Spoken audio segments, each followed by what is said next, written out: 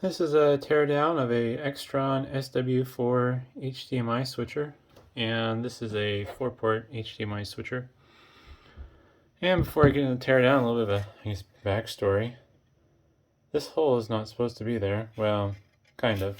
It's supposed to look like this right there. It's supposed to be a little brass fitting in there that the screws go into.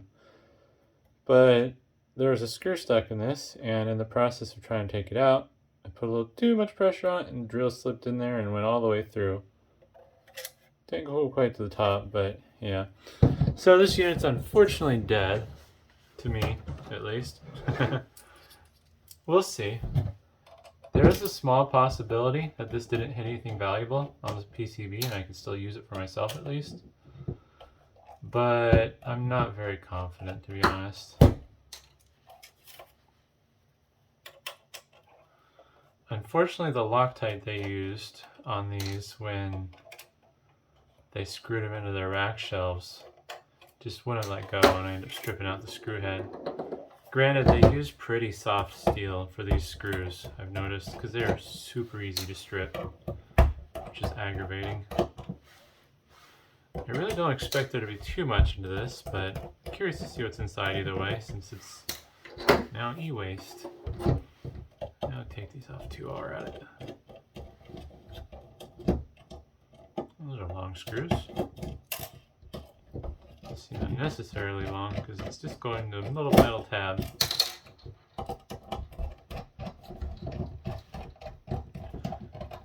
If in the off chance that I didn't hit anything vital, since it is on the edge of the PCB, I will probably keep it, but I just noticed that that hole was in line with where the power jack goes. So I'm fairly certain I just took out the power circuits on this.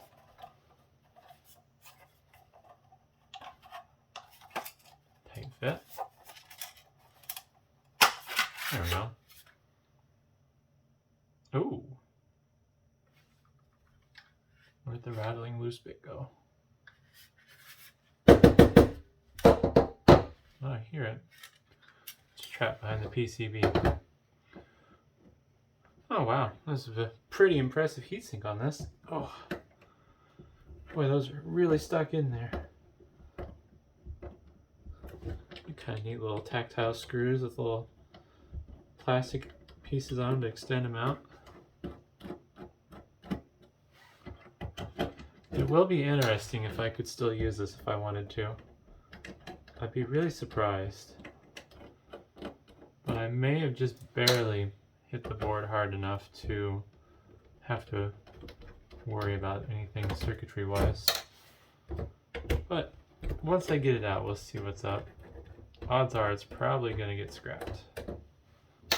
Because, yeah.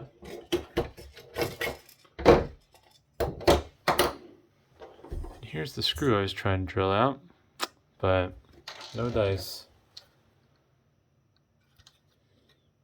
Honestly, it doesn't look like there's anything going on where I drilled through it. It would be interesting to hook it up to a power supply, but I think I'm just going to cut my losses. So there's the main PCB though.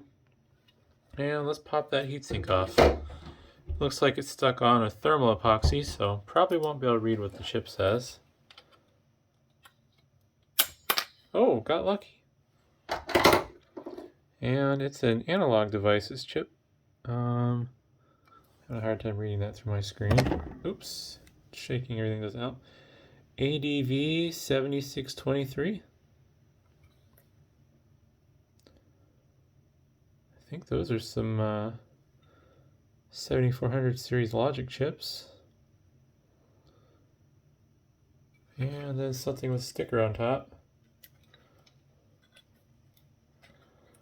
Let's see what this sticker's hiding.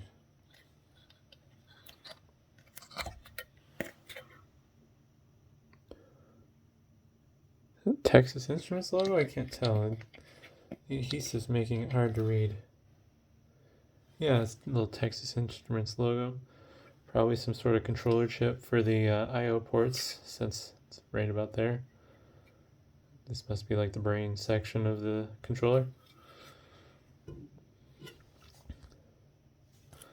But yeah, unfortunately, I think I'm just gonna cut my losses, call it dead, even though I don't think I got anything there. There could be traces in between the layers though, since this is a fairly thick PCB. I don't know how many layers it'd be, but yeah, that's weird. They put hot glue on these little plastic pins for the support assemblies for the front power buttons, or I guess interaction buttons, not power buttons. But and these are just little hats basically that'll pull off the tactile switches, I believe. No. Oh, that's interesting. These little tactile switches are custom job. They even have Extron branding on them, which can't get a good focus on because I'm bad at cameras. Barely see it. It doesn't want to focus for me. So, yeah, hopefully that was interesting, and thanks for watching.